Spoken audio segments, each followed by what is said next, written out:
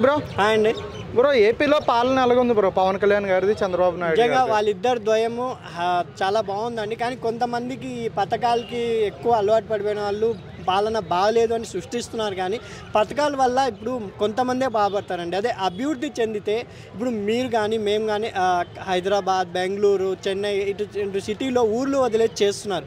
అదే మన ఆంధ్రాలోనే ఒక మినీ హైదరాబాద్ అని అమరావతి తయారైంది అనుకోండి, ఎన్నో సాఫ్ట్వేర్స్ కంపెనీస్ వస్తాయి. మన పిల్లోళ్ళు కూడా అంటే ఫ్యూచర్లో ఇప్పుడు చదువుకునే వాళ్ళకి కూడా ఒక భవిష్యత్తును ఉండే దాంట్లో చంద్రబాబు నాయుడు, పవన్ కళ్యాణ్ గారు ఇద్దరు వెళ్తున్నారు. కాబట్టి నా అభిప్రాయం ప్రకారం అభివృద్ధి ఇంపార్టెంట్ అని నేను కోరుకుంటున్నాను అండి. ఎందుకంటే ఇప్పుడు ఈ హైదరాబాద్ చూసారా, ఇప్పుడైనా ఎవరైనా హైదరాబాద్ ఇంత పెద్దగా అవుతుంది అనుకున్నారా? ఆ విజన్ చేసిందే చంద్రబాబు నాయుడు. అవునన్నా కాదన్నా ఆయన విజన్కి కేటీఆర్ గారు కూడా మొన్న ప్రెస్లో చెప్పడం జరిగింది.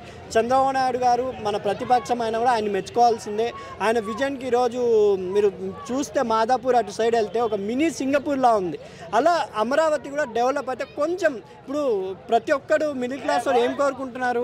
పథకాలు ఎవరు కోరుకోరండి, మిడిల్ క్లాస్ వాళ్ళు. నేను చెప్తుంది ఉచిత వైద్యం, ఉచిత విద్య ఇవే కావాలని ప్రతి ఒక్కరు కోరుకుంటారు. ఈ రెండు ఉచితం ఇస్తే మిగతా ఏంటి అవసరం లేదు అని నా అభిప్రాయం అండి. నిజంగా చంద్రబాబు నాయుడు గారు అండ్ పవన్ కళ్యాణ్ గారి పాలన ఉన్నంతలో 1 year అయింది కాబట్టి చాలా బాగుంది.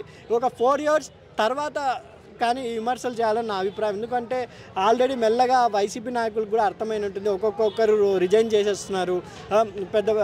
పెద్ద వాళ్ళు కూడా రిజైన్ చేస్తున్నారు. కేతిరెడ్డి గారు పవన్ కళ్యాణ్ గారిని కొంచెం పొగిడారు కదా బ్రో, దాని మీద మీరు ఏమంటారు? అంటే కేతిరెడ్డి గారు కూడా జనసేనలోకి వెళ్తున్నారని చాలా మంది చెప్పారు. జనసేనలోకి నేను వెళ్ళాను, కానీ మేబీ ఇప్పుడు పాలన చూస్తుంటే ఎవరైనా పాలన బాగా చేసిన వాళ్ళని హ్యాట్సప్ చేయాల్సిందే. అది ఒక పౌరుడిగా నైజం అని చెప్పడం జరిగింది. కాబట్టి కేతిరెడ్డి మేము వస్తారా రాలని పక్కన పెడితే మెల్లగా వైసీపీ అనేది ఖాళీ అవుతుంది అంటే ఇక్కడ అభివృద్ధి ఎక్కువ అవుతుంది కాబట్టి జనాలు అట్రాక్షన్ అవుతున్నారు. ఇప్పుడు పథకాలు అంటే చూడండి భయ్య, పథకాలు చూసి జగన్ గారు కూడా ఎక్కడ మంచి పాలన కంపల్సరీ చేశారు. ఆయన పథకాలు ఇచ్చి ఈ అభివృద్ధిని పక్కన పెట్టేశారు కాబట్టి అందరు ఇప్పుడు చంద్రబాబు నాయుడు గారికి మొగ్గు చూపించారు. ఎందుకంటే పథకాలు విషయంలో కొంచెం చంద్రబాబు నాయుడు గారు పక్కన పెట్టేశారని ఆయన ఎక్కడ పక్కన పెట్టలేదు. ఆయన అనౌన్స్ చేసి మరీ చెప్పారు. ఏమని? నేను ఇస్తాను, ఇప్పుడు కాదు, ఒక కొంచెం లేట్ కావచ్చు అని ఒక స్పష్టంగా ఒక ముఖ్యమంత్రి ఎవరు అలా చెప్పారు.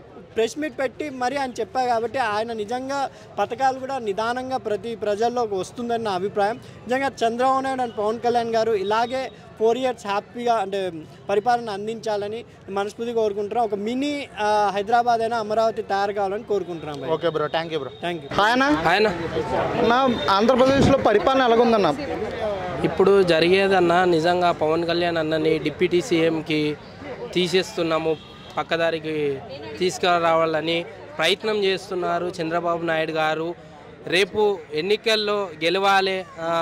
ఎవరంటే సీఎం నెక్స్ట్ సీఎం ఎవరంటే నా కొడుకుని చేయాలి, నేను లోకేష్ గారిని చేయాలి, నేను ఉండంగానే నా కల్లార చూడాలి, నా కొడుకు ఈ రాష్ట్రాన్ని ఎలా మాట్లాడతాడు, ఎలా ముందుకు తీసుకెళ్తాడని ప్రయత్నం చేస్తున్నా. ఎందుకు చేస్తుండంటే నిత్యం ప్రజల్లో ఉంటుండు కదా పవన్ కళ్యాణ్ అన్న.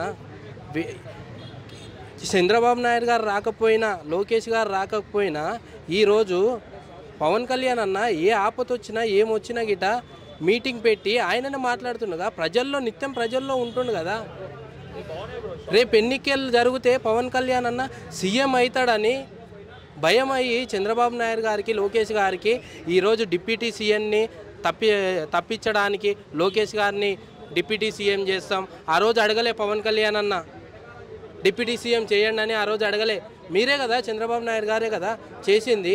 మళ్ళీ ఈరోజు పక్కన పెట్టడం ఏంది అంటే రేపు ఎన్నికల్లో కొడుకు గెలవాలి లోకేష్ గారు, అందుగురించే సీఎంనిగా లోకేష్ని చెయ్యాలి, నేను నా కల్లారా చూడాలని చంద్రబాబు నాయుడు గారు నిర్ణయించుకున్నారు. పక్కనే ఉండి ఏది చెప్పట్లేరు, పక్కనే ఉండి గిట ఏది చెప్పట్లేరు. రేపు ఎన్నికల్లో గెలిచేది మా పవన్ కళ్యాణ్ అన్న సీఎం అవుతాడని భయంతో పక్కన పెట్టిండ్రు. ఈరోజు కూటమి ఉంటుంది అంటారా బ్రో, కూలిపోతుంది అంటారా? ఇప్పుడు 3 పార్టీలు ఒకటి బదర్, ఎవరికైనా పార్టీలోకి వచ్చిన తర్వాత కష్టపడిన తర్వాత నేను ఎమ్మెల్యేనో, ఎంపీఓ, ముఖ్యమంత్రి ఏదో ఒకటి ఉండాలని ఎవరికైనా ఆశ ఉంటుంది.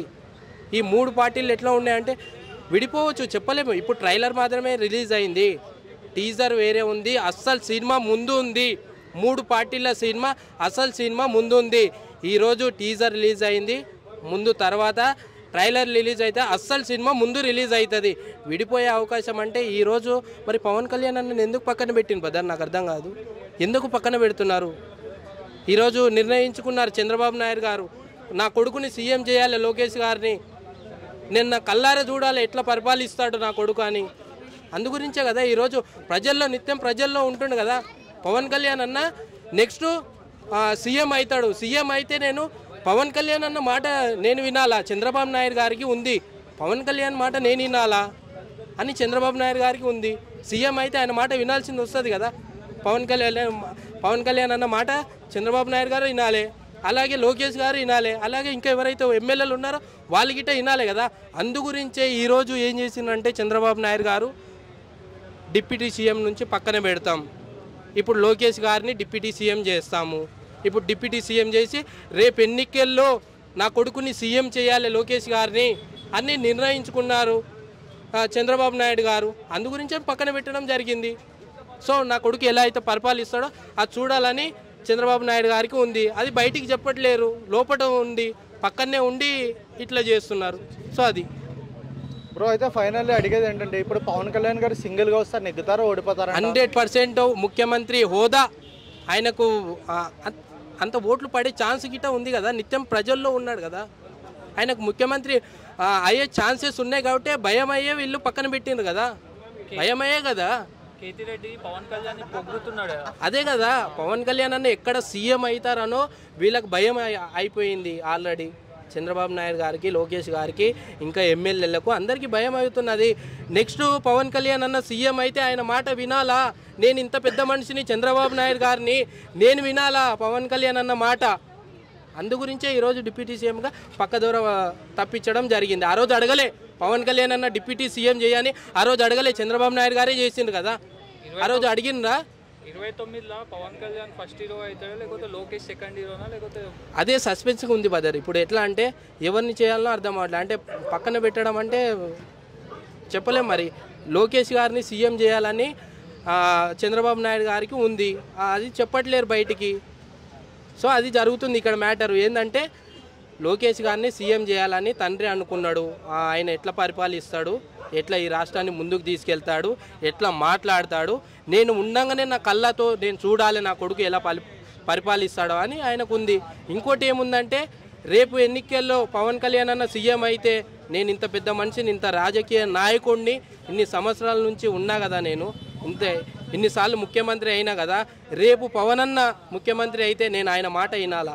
నేను ఇంత పెద్ద మనిషిని, నేను రేపు పొద్దున నాకంటే చిన్నవాడైనా అయి ఉండొచ్చు, కాకపోతే ఆయన మాట వినాలా నేను ముఖ్యమంత్రి అయితే అనేది అనిపిస్తుంది ఇక్కడ. సో నమస్తే.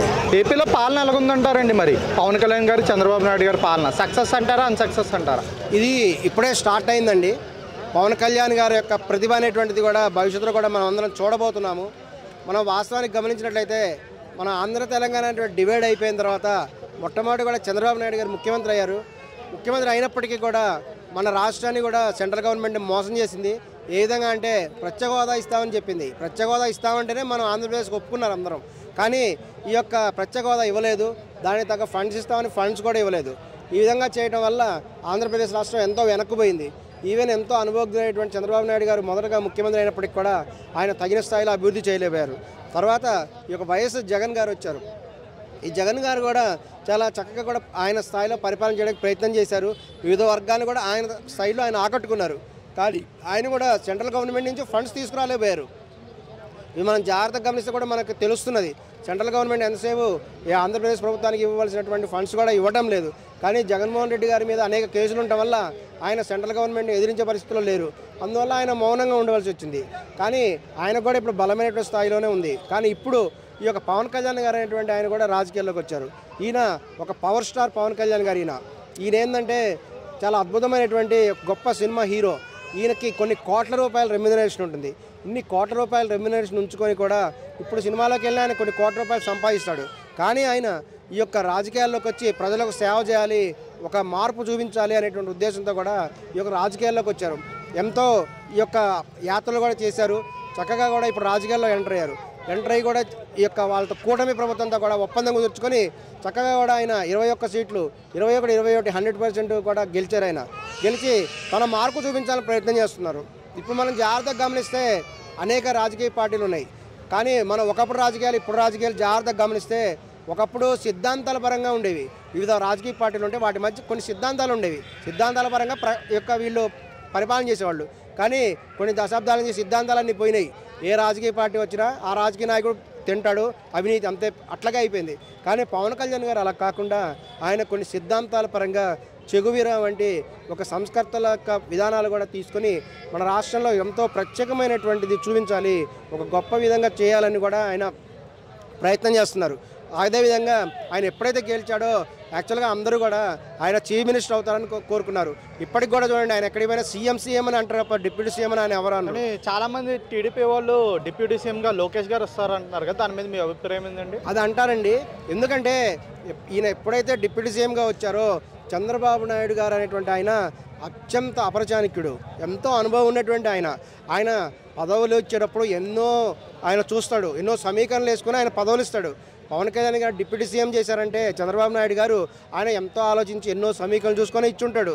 ఆ స్థాయి అర్హత కూడా పవన్ కళ్యాణ్ గారికి ఉంది. ఈ విధంగా పవన్ కళ్యాణ్ గారు ఎప్పుడైతే డిప్యూటీ సీఎం అయ్యారో మనం జాగ్రత్తగా గమనిస్తే ఆయన మాటల మనిషి కాదు, చేతల మనిషి అని కూడా నిరూపించుకునే ప్రయత్నం కూడా చేస్తున్నాడు. మనం జాగ్రత్తగా గమనిస్తే ఎక్కడ అవినీతి జరిగినా అక్కడికి వెళ్ళిపోతున్నారు. అవినీతి నిర్మూలనకి ఆయన ప్రయత్నం చేస్తున్నారు. తగిన చర్యలను కూడా తీసుకుంటున్నారు. అదే మనం బియ్యం కూడా అవినీతి జరిగితే అక్కడికి పోయి ఆయన చేశాడు. అదేవిధంగా తిరుమలలో లడ్డు వ్యవహారంలో కొంత అవినీతి జరిగితే దాని గురించి పోరాటం చేశారు. ఈ విధంగా వివిధ సమస్యల మీద కూడా ఆయన పోరాటం చేస్తూ ప్రజల్లో ఎంతో ఈ యొక్క పలుకుబడి పెంచుకుంటున్నారనేటువంటి అసూయ కొంతమంది నాయకులకు కూడా కలుగుతున్నది. సహజంగానే కొంతమంది తెలుగుదేశం పార్టీ వాళ్ళు ఈయన ఎదుగుతున్నాడు కాబట్టి పవన్ కళ్యాణ్ గారిని తొక్కేయాలి అనేటువంటి ఉద్దేశంతో కూడా కొన్ని ప్రయత్నాలు ఖచ్చితంగా కూడా జరుగుతున్నాయి.